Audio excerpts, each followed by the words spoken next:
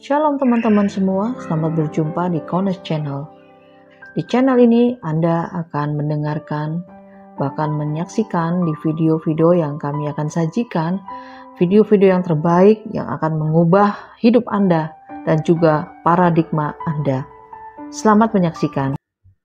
Untuk memahami hal ini, kita jangan keluar dari pola akar Ibrani yang benar. Ya, jangan keluar. Karena kalau keluar, maka di luar pola Ibrani itu miskin. Sedangkan di dalam pola Ibrani, akar pola Ibrani itu kaya raya. Jadi kita akan mendapat kekayaan yang luar biasa di dalam pengertian setiap kali kita belajar, setiap kali kita melihat kebenaran firman, ya, dan itu sangat ajaib luar biasa yang Bapa Yahweh berikan di dalam kehidupan kita. Jangan pernah lupa bahwa di dalam kebenaran Ibrani kita harus kenal yang namanya 22 huruf Ibrani, ya, 22 huruf, dan juga di dalam 22 huruf ini ada yang namanya piktograf, ya, yang jumlahnya juga 22, ya, yang juga Bapa Yahweh pakai untuk berbicara di dalam kehidupan kita sebagai mempelai-mempelai Yeshua HaMashiach. Serta saudara harus tetap ingat akan angka gematria, yaitu angka kepastian Bapak Yahweh. Ya, dengan angka gematria maka kita bisa melihat dan Bapak Yahweh bisa memberikan hal-hal yang luar biasa. Perhitungan-perhitungan, ketepatan-ketepatan itu semua mengandung angka gematria. Jadi jangan sampai angka gematria ini dilewatkan, karena ini sangat penting untuk kita juga, ya. Serta jangan lupa juga kita harus tahu bahwa prinsip nubuatan itu adalah prophecy is a pattern, adalah pola, ya. Jadi nubuatan adalah pola sehingga kita tidak kebingungan, ya. Ini kok dulunya ada cerita seperti gini dan kemudian kok ada hubungannya dengan masa yang sekarang. Memang, ya, di dalam kebenaran firman yang Bapak Yahweh sediakan di dalam kehidupan kita, prophecy is a pattern. Itu luar biasa sekali, saudara, ya. Kita sering melihat hal ini. Ya, kita akan masuk di dalam wisata ke Shamayim. Sudah siap? Ya, kita akan masuk, ya. Haleluya. Ya. Sekarang masalahnya, beberapa teman saat saya posting mengenai hal ini, ada yang memberikan feedback, yang mengatakan, kenapa kok cuma wisata? Kenapa kita nggak langsung aja menetap di sana? Jadi jawabannya adalah, rapture itu ada waktunya. Rapture itu ada schedule-nya yang telah ditetapkan sama Bapak Yahweh. Jadi kalau Bapak Yahweh menetapkan waktu, kita ikutin saja waktu daripada Bapak Yahweh. Jangan cepat-cepat, ya. Karena apa? Jangan ambil keputusan, saya mau pindah sekarang, ya. Akhirnya terjadi hal yang buruk, ya. Sehingga end up-nya, ya, tidak di Shamayim tetapi di tempat yang satunya. Bahaya sekali. Ya, jadi ikutin rencana Bapak Yahweh di dalam rapture yang sudah ada timingnya, yang sudah ada schedule-nya. Ya, karena itu kita wisata hari ini, kita bisa melihat keindahannya. Orang wisata itu kan melihat-lihat, ya. Ada orang yang wisata ke negara lain, ke Israel, ke Amerika, ke tempat-tempat wisata yang lain, dan kemudian kan tidak menetap di sana. Tetapi setelah itu ada waktunya untuk kembali melakukan tugas kewajiban yang harus dilakukan, ya kan? Tapi nanti saatnya kita akan tinggal bersama-sama dengan Yeshua HaMashiach, Sang Raja kita, kekal selama-lamanya di Shamayim. Ya, itu akan ada waktunya. Ya, kapan? Mengenai schedule rapture ini, kita sudah mempelajari di dalam 1290 hari dan 1335 hari. Pengajaran itu mengatakan bahwa awal Januari 2026 atau akhir di sekitar 2025 akan terjadi rapture, ya. Itu timing yang kita bisa tahu dari pola-pola yang Bapak Yahweh berikan melalui Tanak dan Brit Gadasa. Ya, kita akan masuk, tapi sebelumnya kita akan membaca terlebih dahulu ayat-ayatnya, yaitu di dalam Wahyu Fatsal 4 ayat 1 sampai 11. Wahyu Fatsal 4 ayat 1 sampai yang ke-11. Silakan Henok untuk bisa mulai membaca. Terima kasih. Nggak kelihatan, aku tinggal beresin. Sesudah aku melihat hal-hal itu, maka lihatlah, ada sebuah pintu yang terbuka di Syamaim, dan ada suara pertama yang pernah aku dengar itu yang berbicara kepadaku, bagaikan sangkakala, yang mengatakan, naiklah ke sini, dan aku akan menunjukkan kepadamu apa yang seharusnya terjadi setelah hal-hal ini. Dan tiba-tiba aku berada di dalam roh, dan tampaklah sebuah tahta terletak di Syamaim, dan dia yang duduk di atas tahta itu. Dan dia yang duduk itu adalah serupa dengan penampakan batu yaspis dan sardis. Dan ada pelangi di sekeliling tahta itu yang serupa dengan penampakan zamrud. Dan di sekeliling tahta itu ada 24 tahta, dan di atas tahta-tahta itu aku melihat 24 tua-tua sedang duduk dengan mengenakan jubah putih, dan mereka memakai mahkota emas di atas kepala mereka. Dan dari tahta itu keluar kilat dan guntur, dan suara-suara, dan 7 lampu api yang dinyalakan di hadapan tahta itu. Itulah ketujuh roh Elohim.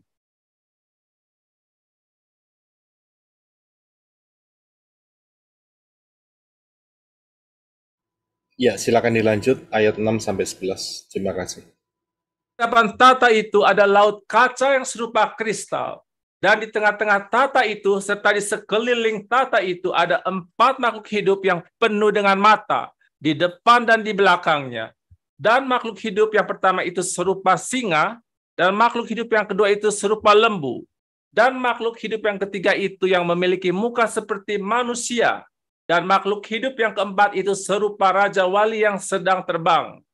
Dan keempat makhluk hidup masing-masing pada dirinya sendiri memiliki 6 sayap di sekelilingnya, dan di dalamnya penuh dengan mata, dan siang dan malam mereka tidak beristirahat untuk mengatakan, Kudus, kudus, kuduslah Yahweh, Elohim penguasa semesta yang sudah ada dan yang akan datang. Dan tatkala makhluk-makhluk hidup itu akan memberikan kemuliaan dan hormat dan ucapan syukur kepada Dia yang duduk di atas tahta itu, kepada Dia yang hidup sampai selama-lamanya. Ke-24 tua-tua itu tersungkur di hadapan Dia yang duduk di tahta itu, dan mereka menyembah kepada Dia yang hidup sampai selama-lamanya, dan mereka melemparkan mahkota mereka di hadapan tahta itu sambil berkata, Ya Yahweh, Engkau layak menerima kemuliaan dan hormat dan kuasa, karena Engkau telah menciptakan segala sesuatu, dan oleh kehendak-Mu mereka ada dan telah diciptakan. Iya, terima kasih. Haleluya. Ya, saudara bisa melihat ayat-ayat ini terlebih dahulu, sehingga kita akan masuk di dalam pembahasan yang lebih dalam. Nah, apa yang kita baca ini, apakah ini fakta atau fiksi? Ya, fiction, fiksi, ya, itu artinya adalah karangan atau buatan. Apakah ayat-ayat yang telah kita baca ini di dalam Wahyu Fatsal yang keempat ini merupakan fakta atau fiksi? Fact or fiction? Ya, fiksi itu artinya rekaan, khayalan, tidak nyata, tipuan, halusinasi. Ya, jadi itulah fiction salah satunya. Penjabarannya. Jadi apa yang kita lihat ini apakah sebuah khayalan, sesuatu yang tidak nyata, tipuan mata, ya, atau sebuah fakta? Ya, apakah sebuah fakta? Nah, kalau kita lihat kebenaran firman Tanak dan Brit Gadasa ini merupakan bukti sejarah yang nyata. Ya, ini bukan fairy tale. Fairy tale itu satu cerita-cerita rakyat begitu. Tidak. Tapi ini sebuah realita. Apa yang tertulis di dalam Tanak itu adalah sebuah realita, sebuah kenyataan. Dan hari ini kita bisa melihat bukti-bukti sejarahnya dari beberapa peristiwa. Salah satunya mengenai Noah Ark, itu ada bukti-bukti peninggalannya juga ada. Jadi ini merupakan satu realita. Ini bukan fiksi, bukan kisah fairy tale, bukan kisah khayalan. Ya, bukan kisah-kisah perumpamaan, tidak. Ini merupakan realita. Peristiwa naiknya Elia, ya, dijemput oleh kereta api yang berkuda. Ini pun juga merupakan realita, bukan fiksi, bukan kisah khayalan, ya. Peristiwa di mana Elia naik ke Syamayim, langsung tidak perlu mati, saudara, tidak ada perkabungannya, akan tetapi langsung dijemput, ya, oleh makhluk khusus, kereta api yang berkuda, ya, ada kudanya, ada apinya, langsung disambar begitu, masuk ke Syamayim. Ini realita yang luar biasa. Kemudian, saat Kefa, Yohanan, dan Yakobus diajak oleh Yeshua untuk naik ke atas bukit, ke atas gunung. Yang kita tahu peristiwa ini dengan istilah Mount of Transfiguration. Dan saat di sana, tubuh Yeshua berubah, penuh kemuliaan yang luar biasa. Wajahnya dari tubuhnya, bahkan jubahnya bercahaya seperti cahaya yang melebihi cahaya matahari. Dan kemudian tampak di sana ada dua sosok. Yang pertama adalah Moshe, yang kedua adalah Elijah. Apakah ini fiksi? Tidak. Ini disaksikan langsung oleh ketiga orang ini. Ketiga orang dekat daripada Yeshua. Dan ini merupakan realita. Ya, ini realita, saudara. Apalagi, saudara perhatikan Matius 27 ayat 50 sampai 53. Ya. Dan sesudah kebangkitan Yeshua, mereka pun keluar dari kubur, lalu masuk ke kota Kudus, yaitu Yerusalem, dan menampakkan diri kepada banyak orang. Ya, peristiwa ini terjadi setelah kematian dan kebangkitan Yeshua HaMasyiah. Apakah ini cerita fiksi? Ternyata tidak, saudara. Ini adalah realita, kenyataan yang sesungguh-sungguhnya, real, nyata, ada, ya. Jadi dari sini kita bisa perhatikan bahwa apa yang ditulis, apa yang dilihat oleh Yohanan di Pulau Patmos, di dalam Wahyu pasal 4 ini, mengenai Syamayim, itu merupakan realita. Itu merupakan kenyataan, benar-benar ada, benar-benar nyata. Ya, itu wilayah betul-betul ada dan real. Karena itu, ya, karena itu real, ya, bukan fiction, maka ada buktinya, ya, ada buktinya. Apa buktinya? Buktinya adalah kalau sudah lihat Adam, Moshe, Daniel, Yesaya, Yehezkiel, Yohanes itu melihat hal yang sama, same scenery, pemandangan yang sama saat mereka diberi kesempatan untuk melihat kemuliaan Yahweh, ya, dengan luar biasa di dalam spiritual realm. Padahal Adam, Moshe, Daniel, Yesaya, Yehezkiel, Yohanan itu waktunya, tahun hidupnya itu beda-beda, saudara. Beda-beda tahunnya. Tetapi yang dilihat itu sama. Ya, berarti ini bukan rekayasa. Kalau yang mereka lihat sama, berarti nanti kita juga akan melihat hal yang sama. Saudara bisa paham di situ? Kalau ada Mose, Daniel, Yesaya, Yeskiel, Yohanes, para nabi, ada banyak lagi yang melihat kemuliaan Yahweh dengan pattern, dengan pemandangan yang sama, maka kita juga akan memandang atau melihat nantinya hal yang sama. Ya, jadi tidak berbeda. Karena apa? Karena ini merupakan sebuah realita. Ini sebuah fakta yang ada, yang solid, dan bukan khayalan. Kalau khayalan, saya yakin setiap orang ini, baik Adam, Mose, Daniel, Yesaya, dan seterusnya, itu pasti gambarannya beda-beda. Ya, tetapi tidak, saudara. Yang namanya kerub itu, ya, itu mempunyai karakteristik yang tidak pernah berubah dari sejak zaman Adam sampai penulisan kitab Wahyu. Berarti sama, saudara. Ya, jadi apa yang dilihat itu sama. Nah, kita akan lihat apa yang menjadi wisata ke Shamayim. Ya, untuk wisata kan kita harus punya peta, ya kan? Kalau kita mau wisata kan kita harus ada petanya. Nah, ini saya berikan petanya terlebih dahulu. Kita kan sekarang ini petanya kita ini ada di bumi, di earth. Ingat ya bahwa bumi ini ya mempunyai karakteristik seperti yang kita lihat seperti ini, ya.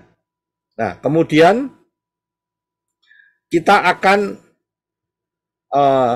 petanya adalah kita akan naik, ya. Kita akan naik ke Shamayim. Ya, kita akan naik ke heaven, Shamayim. Milik Bapak Yahweh, ya. Itu arahnya ke sana. Jadi GPS-nya kita pasang ke sana. Nah, untuk ke sana maka kita membutuhkan yang namanya pesawat. Ya toh, kita membutuhkan yang namanya media untuk ke sana. Ya, kita punya pesawat. Pesawatnya ini ya mereknya atau namanya adalah Dafar Elohim dengan kode pesawat DE777. Ya, Dafar Elohim DE777. Di Dafar Elohim itu nama pesawatnya, penerbangan, kode penerbangannya adalah DE777. Dan kalau ada pesawatnya berarti ada kokpitnya, ya. Kita akan melihat kokpitnya terlebih dahulu, saudara tahu kokpit ya. Kokpit itu tempatnya pilot sama co-pilot, saudara. Ini dia, luar biasa kan? Nah, ini kita punya kokpitnya. Dan kokpitnya ini adalah isinya navigasi, ya.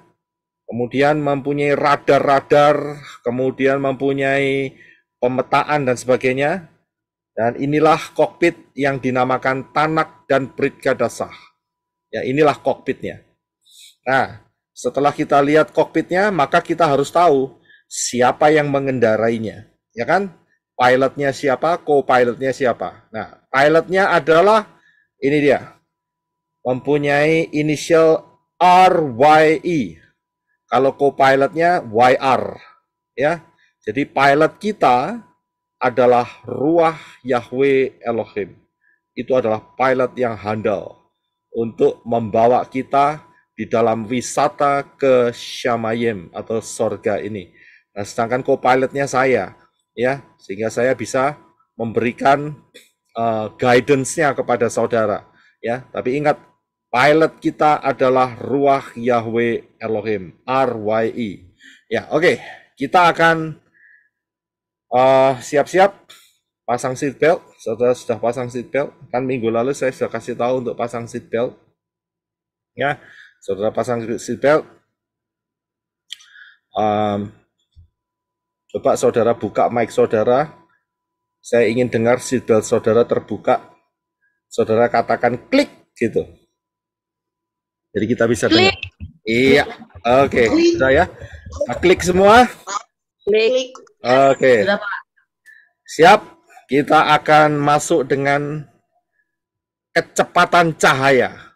Kalau kecepatannya pakai BEMO, maka nggak sampai-sampai, saudara. Ya, jadi harus pakai kecepatan cahaya. Ini yang sudah paling lambat, saudara. Ada yang lebih lagi kecepatannya.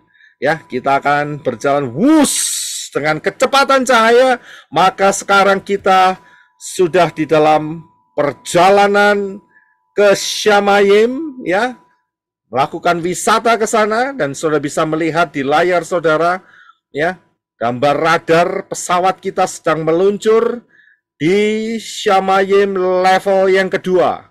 Ya, kita sudah sampai karena kecepatannya kecepatan cahaya, ya, sehingga kita sekarang sudah ada di level yang kedua. Maka tidak lama lagi dengan kecepatan cahaya, ya, ini kita akan melihat satu pemandangan yang luar biasa. Nah, di sana, di sebelah atas sana kita sudah mulai nampak apa yang menjadi tujuan kita. Apa yang saudara lihat? Saudara bisa buka mic-nya, ya, sehingga saudara bisa berkomunikasi dengan co-pilot saudara. Iya, saudara melihat pintu. Kita akan mendekat dan kita akan melihat lebih dekat lagi. Dan memang betul saudara, ada pintu. Wahyu 4 ayat 1, sesudah aku melihat hal-hal itu, maka lihatlah ada sebuah pintu yang terbuka di Shamayim. Jadi pemandangan pertama yang akan kita temui saat kita ke Shamayim, ada pintu. Dan pintunya tidak banyak. Ya, mungkin bisa di mute terlebih dahulu, sehingga teman-teman bisa mendengar dengan jelas. Terima kasih. Ya, saudara bisa melihat ada pintu, saudara.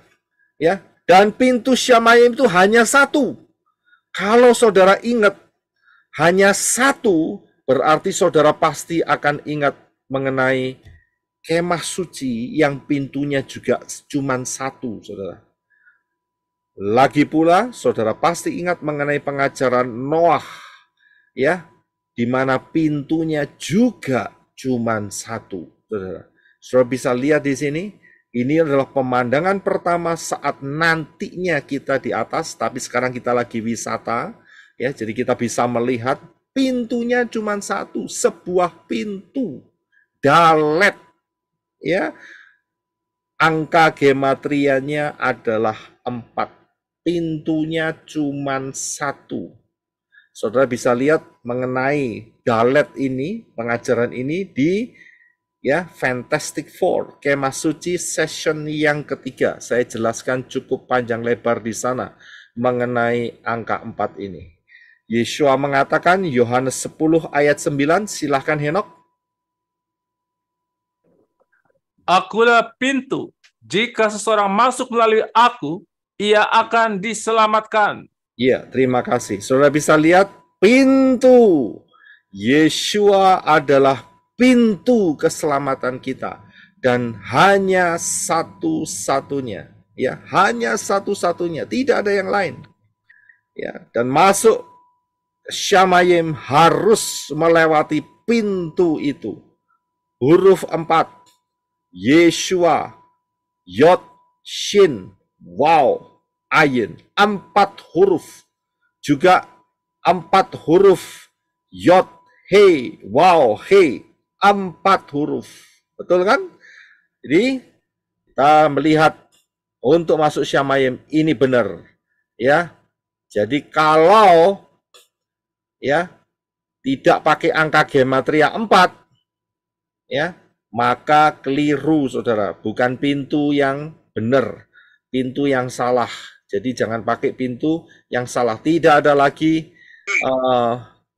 tempat lain, ya, selain pintu keselamatan yang benar ini, yaitu Yod Shin Waw Ayin, Yeshua.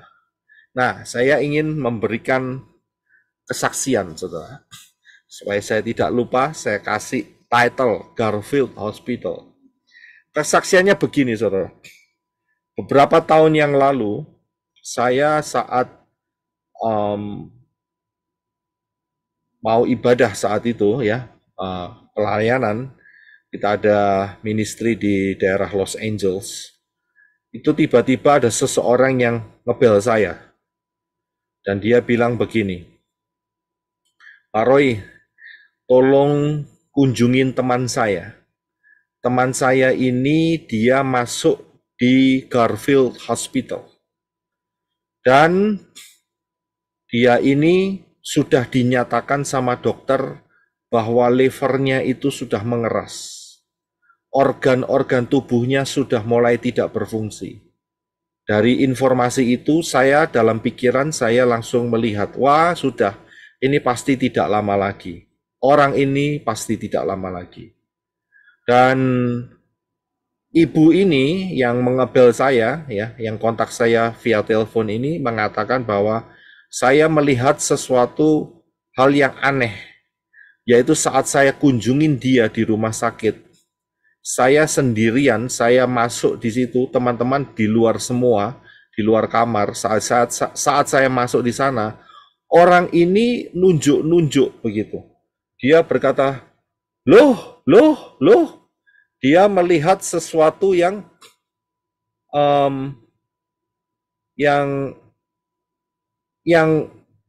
apa itu namanya, berkeliaran di sekitar saya. Dia nggak nunjuk saya, dia nggak attention atau melihat saya, tapi dia nunjuk, loh.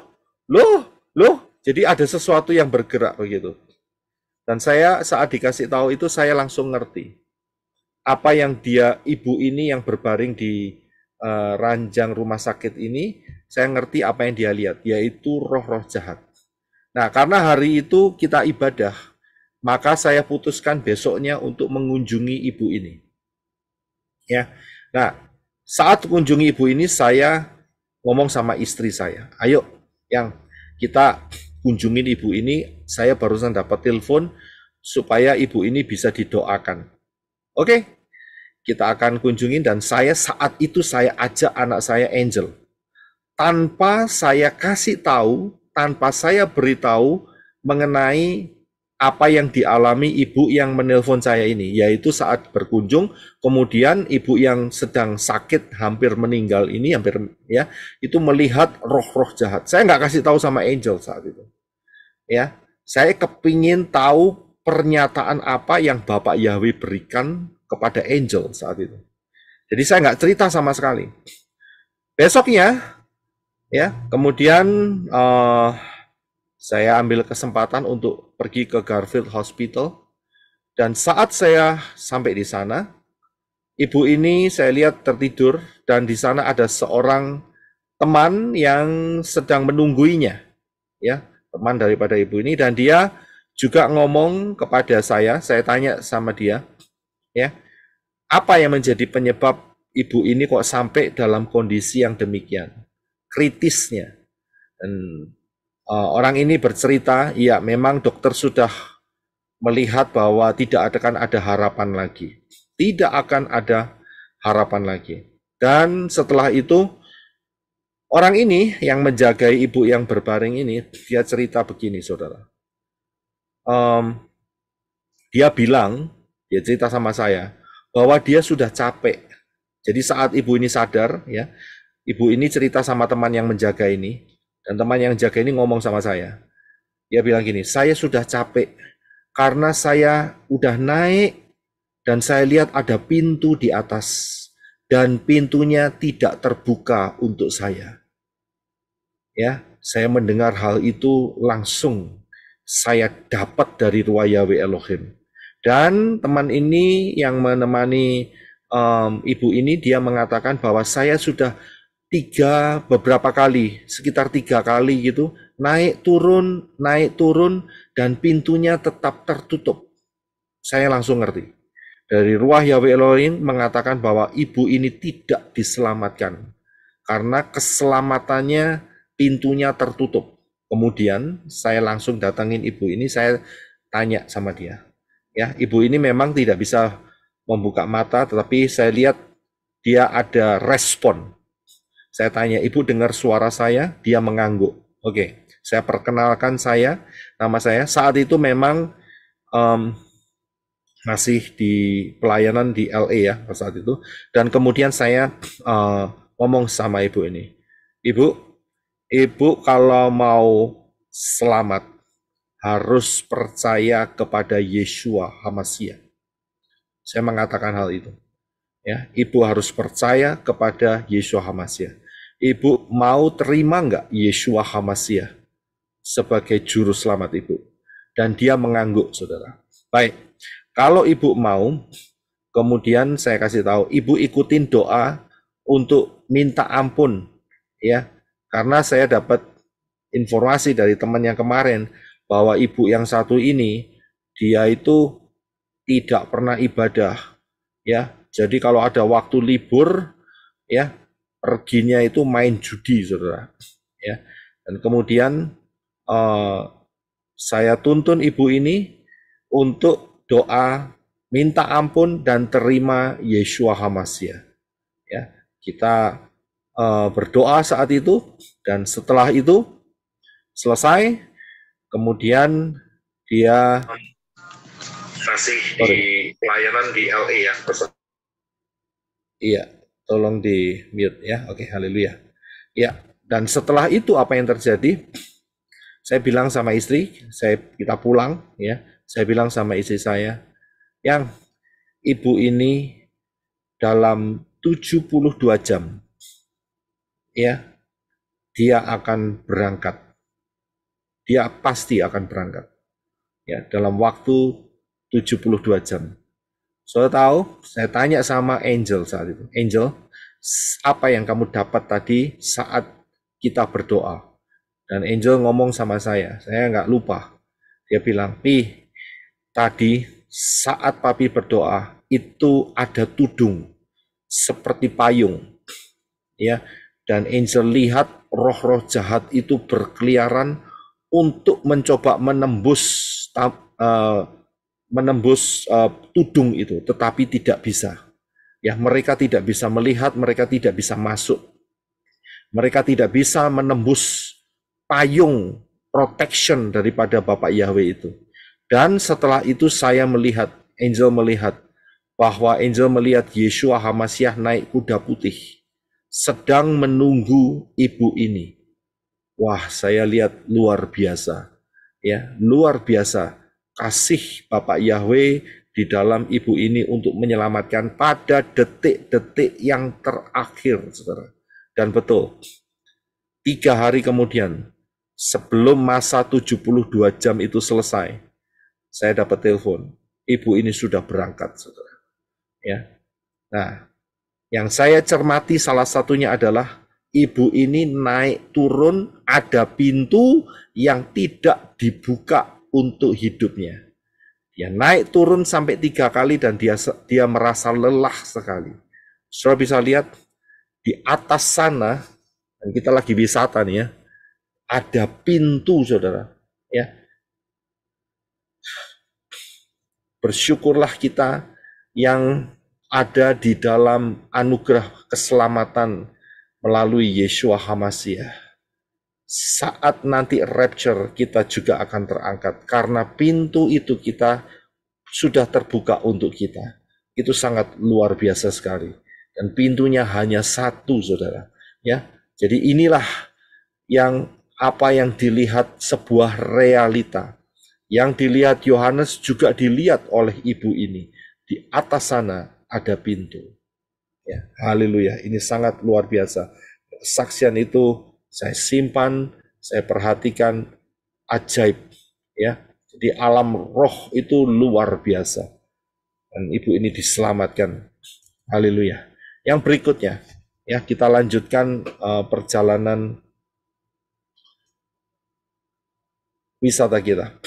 Ya, yang selanjutnya adalah, dan ada suara yang pertama yang pernah aku dengar itu, yang berbicara kepadaku bagaikan sangkakala. Ada suara yang pernah, ingat ya, kita sudah di Wahyu Fatsal yang keempat. Kalau saudara perhatikan di Wahyu Fatsal yang pertama, ada suara dari belakang yang didengar oleh Yohanes. Dan suara itu bagaikan sangkakala. Ya, suaranya itu kayak sangkakala. Tapi suara itu buat Yohanes bisa dikenali, bisa dicermati, bisa didengar. Yang mengatakan naiklah ke sini. Jadi Yohanes bisa dengar, ya. Ada suara kayak sangkakala, tapi dia ngerti. Artinya apa? Dia dipanggil untuk naik ke sini. Nah, kita akan lihat mengenai hal ini. Ada beberapa kali peristiwa di mana ada suara dari Syamayim, yaitu di dalam Matius 3:17, Matius 17:5-6, kemudian Yohanes 12:28-30. Ya, kita akan baca satu-satu. Silakan Henok baca yang Matius 3 ayat 17 terlebih dahulu. Silakan. Terima kasih. Dan perhatikanlah suatu suara dari Syamaim yang mengatakan, inilah putraku yang terkasih, kepadanya lah aku berkenan. Ya, saudara bisa lihat suara ini terjadi saat setelah Yesua keluar dari air dibaptis oleh Yohanes membaptis di Bethabarah. Suara ini terdengar dari Syamayim dan orang-orang mendengar. Iya, dan ditulis oleh Matius yang mengumpulkan informasi mengenai peristiwa ini. Kemudian ya, yang selanjutnya adalah di Matius 17 ayat 5-6. Silakan Henok. Sementara dia sedang berbicara, tampaklah segumpal awan yang terang menaungi mereka. Dan perhatikanlah, suatu suara dari awan itu yang mengatakan, inilah putraku yang terkasih, kepadanya lah aku berkenan, dengarkanlah dia. Dan ketika mendengarnya, para murid itu tersungkur dengan wajahnya dan mereka sangat ketakutan. Ya, terima kasih. Saudara lihat, peristiwa yang terjadi saat Mount of Transfiguration, di mana Yeshua berubah wajahnya dan muncullah Moshe dan Elijah. Ya, setelah itu terdengar suara, inilah putraku yang terkasih, kepadanya lah aku berkenan, dengarkanlah dia. Ya, Bapak Yahweh memerintahkan untuk manusia mendengarkan kepada suara atau perkataan daripada Yeshua HaMashiach, ya, yang adalah Bapak Yahweh sendiri di dalam rupa manusia. Karena Yeshua, ingat ya, mewakili manusia. Dan suara ini terdengar jelas oleh Kefa, Petrus, kemudian Yohanes dan Yakobus, dan ditulis, di-sharekan kepada Matius. Ya. Nah, jelas terdengar. Nah, ada satu peristiwa lagi, yaitu di dalam Yohanes 12:28-30. Kita akan lihat peristiwa ini apa. Ya, silakan Henok. Bapa, muliakanlah namamu. Lalu suatu suara datang dari Syamaim. Aku pun telah memuliakan dan aku akan memuliakan lagi. Maka kerumunan orang yang telah berdiri, ketika mendengarnya mereka berkata, ada guntur. Yang lain berkata, seorang malaikat telah berbicara kepadanya. Yesua menjawab dan berkata, suara itu telah muncul bukan karena aku, tetapi karena kamu. Terima kasih. Saudara lihat ayat ini. Ayat ini mengatakan bahwa ada suara dari Syamayim, yaitu suara daripada Bapak Yahweh sendiri yang mengkonfirmasi mengenai keberadaan Yeshua HaMashiach. Yang mengatakan bahwa aku pun telah memuliakan dan aku akan memuliakan lagi.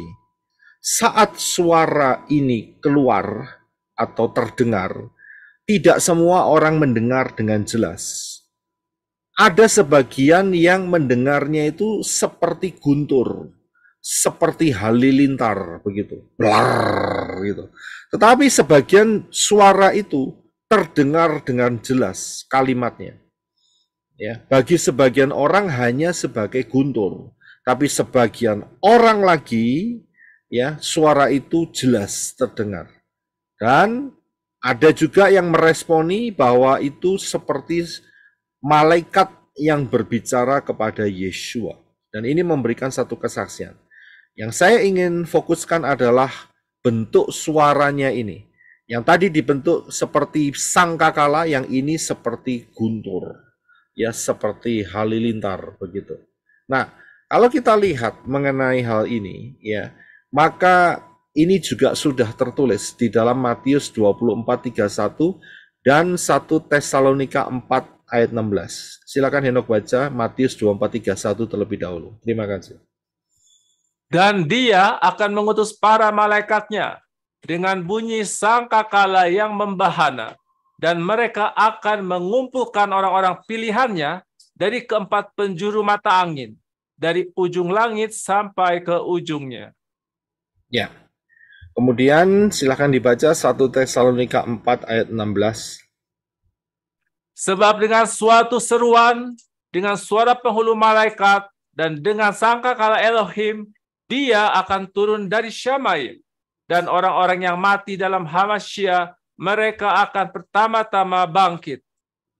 Ya, terima kasih. Saudara bisa lihat, inilah suara untuk menjemput para mempelai Yeshua HaMasyiah. Suara itu seperti sangkakala yang untuk para mempelai Yeshua HaMasyiah itu bisa mendengar dengan jelas. Inilah suara untuk rapture. Inilah suara untuk panggilan para mempelai Yeshua HaMasyiah masuk di dalam dimensi tubuh yang diubahkan. Dari tubuh yang fana ini diubah menjadi tubuh kemuliaan dan masuk ke Firdaus, masuk ke Gan Eden, masuk ke Paradise. Saudara bisa lihat suaranya seperti sangkakala, ya. Tapi untuk mempelai-mempelai Yeshua HaMasyiah akan dapat memahami suara ini, ya, sehingga saat itu terdengar maka kita akan diubahkan dalam sekejap masuk di dalam rapture yang luar biasa. Tapi sebagian orang hanya mendengar seperti suara trompet atau sangkakala saja, ya, tidak jelas, ya, dan itu tidak merupakan panggilan untuk orang-orang yang tidak terangkat, ya. Dan ini diwakili oleh Yohanes yang mendengar suara itu, dan Yohanes mengerti bahwa itu ajakan untuk naik masuk ke dalam pintu yang telah terbuka itu. Ya, jadi saudara paham dalam hal ini. Nah, seringkali terjadi kesalahpahaman bahwa rapture itu nanti akan terjadi saat hari raya Nafiri atau peniupan sangkakala, 1 Tisri, yang sering kita ketahui dengan nama istilah Rosh Hashanah, Yom Teruah, ya, sering kali di sana. Tapi saya akan memberikan pembahasan dalam beberapa minggu ke depan mengenai 7 hari raya yang berhubungan dengan rapture dan second coming. Ya, saya akan memberikan kepada saudara, ikutin saja. Tapi yang jelas bahwa rapture itu tidak diwakili oleh hari raya Yom Teruah atau Rosh Hashanah atau hari raya trompet. Tidak, ya, tetapi lebih cocok diwakili oleh hari raya buah sulung dan Shavuot. Ya, nanti saudara akan dengarkan penjelasannya di sana. Nah, seringkali orang-orang terjebak di sini. Orang-orang Yunani yang sedikit nyerempet-nyerempet ke pola Ibrani selalu mengatakan itu, bahwa pengangkatan itu nanti terjadinya itu saat hari raya Rosh Hashanah. Itu adalah perayaan di mana satu-satunya perayaan yang belum digenapi oleh Yeshua HaMasyiah. Selalu seperti itu. Bahkan ya, pengajar-pengajar yang percaya kepada Bapak Yahweh itu juga terpengaruh dengan pola yang demikian, ya, terpengaruh dengan pola yang mengatakan bahwa pengangkatan akan terjadi saat Rosh Hashanah, 1 Tisri atau perayaan trompet, ya, perayaan Nafiri. Saya bilang tidak tepat, ya, sangat tidak tepat. Ya, nanti saudara tunggu saja penjelasannya, pembahasan firman mengenai hal ini dalam beberapa minggu yang akan datang. Ya, jadi kita tahu bahwa suara itu adalah seperti sangkakala dan suara itu adalah suara panggilan untuk rapture buat mempelai-mempelai Yeshua HaMashiach. Nah, yang selanjutnya adalah kalimat yang berkata, "Naiklah ke sini dan aku akan menunjukkan kepadamu apa yang seharusnya terjadi setelah ini." Ya. Aku akan menunjukkan kepadamu apa yang seharusnya terjadi setelah ini. Nah, pertanyaannya adalah setelah hal-hal apa? Setelah hal-hal ini, ya. Saya ulangi lagi ya. Naiklah ke sini dan aku akan menunjukkan kepadamu apa yang seharusnya terjadi setelah hal-hal ini. Ya, pertanyaannya adalah setelah hal-hal apa? Ya. Setelah hal-hal apa yang baru dialami oleh Yohanan. Tidak lain adalah setelah Wahyu Fatsal 2 dan 3. Nah, kalau kita lihat Wahyu Fatsal 2 dan 3, kita baru menyelesaikannya, yaitu mengenai masa ke-7 kehilat, 7 jemaat, 7 gereja yang ada di Asia Kecil, Pergamus, Tiatira, Sardis, Philadelphia, Smyrna, Efesus, Laodikea. Kita baru selesai di sana. Dan langsung dilanjutkan Fatsal yang keempat. Jadi setelah hal-hal apa, Yohanan diangkat masuk ke Syamayim setelah masa gereja, setelah pemberitaan masa gereja. Nah, kita akan baca ayatnya di dalam Roma 11 ayat 25. Silakan, Eno. Saudara-saudara, aku tidak mengharapkan bahwa kamu tidak mengetahui rahasia ini, supaya kamu tidak menganggap diri bijaksana, sebab kekerasan hati sebagian Israel telah berlangsung sampai jumlah yang masuk dari bangsa-bangsa bukan Yahudi menjadi genap. Iya, terima kasih. Saudara bisa lihat, bangsa Israel itu sampai hari ini tuh keras hati, saudara. Tidak mau menerima dan mengakui Yeshua HaMashiach sebagai Mesias.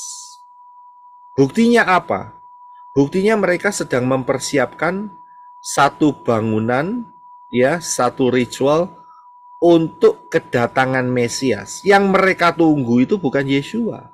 Yang mereka tunggu itu adalah anti HaMashiach. Karena kita sudah tahu, buat mereka karena menolak Yeshua HaMashiach, maka mereka masih menunggu Mesias mereka. Ya, padahal Mesiasnya sudah datang, sudah mati, disalibkan, sudah bangkit. Ya, buat kita bisa lihat, tapi buat mereka tidak bisa melihat. Dan kekerasan hati bangsa Israel ini masih berlangsung sampai hari ini. Ya, sampai hari ini. Tapi ayat ini mengatakan, hati-hati. Jumlah daripada bangsa-bangsa non-Yahudi, yaitu Goyim, akan genap. Inilah jumlah keselamatan jiwa-jiwa yang masuk di dalam rapture. Saat itu genap, maka Israel akan dimulai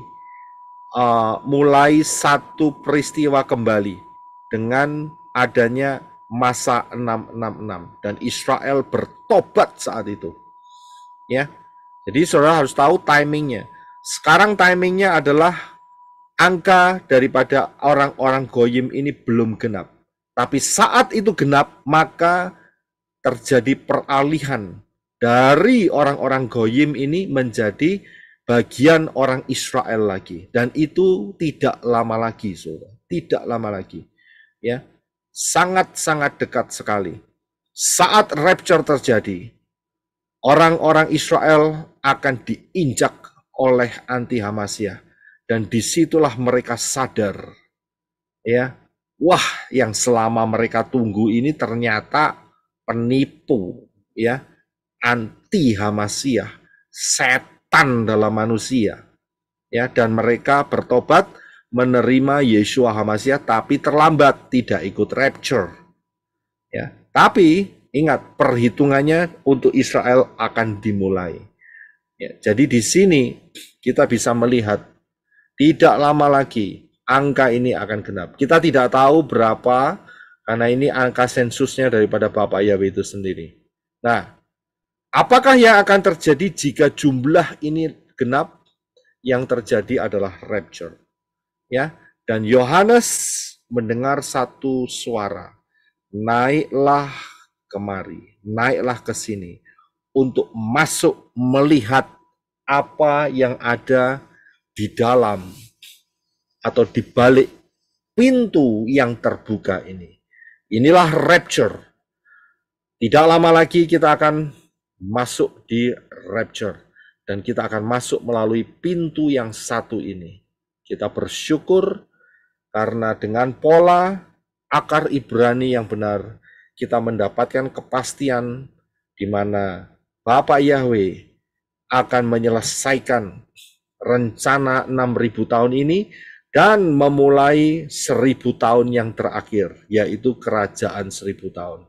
Kita akan diangkat masuk ke Shamayim dengan tubuh kemuliaan. Dan nanti kita akan kembali bersama-sama dengan Yeshua HaMasyiah untuk memerintah di dalam kerajaan 1.000 tahun. Tapi tidak usah khawatir, posisi kita sudah ada di dalam tubuh kemuliaan. Kita tidak akan pernah jatuh lagi di dalam dosa. Kita menikmati hidup yang sangat luar biasa. Ya, inilah rapture. Saya baca sekali lagi Wahyu pasal 4 ayat 1. Sesudah aku melihat hal-hal itu, maka lihatlah ada sebuah pintu yang terbuka di Shamayim, di surga. Dan ada suara yang pertama yang pernah aku dengar itu berbicara kepadaku bagaikan sangkakala, yang mengatakan, naiklah ke sini, dan aku akan menunjukkan kepadamu apa yang seharusnya terjadi setelah hal-hal ini. Kita akan rapture. Dan kita akan melihat apa yang Bapak Yahweh akan tunjukkan di dalam dunia ini. Kita akan melihat dengan jelas. Luar biasa. Sementara ini kita harus kembali ke pangkalan terlebih dahulu. Ya, karena kita akan lanjutkan mengenai wisata ini untuk session yang kedua. Sehingga kita bisa melihat dengan jelas semua kebenaran yang ada.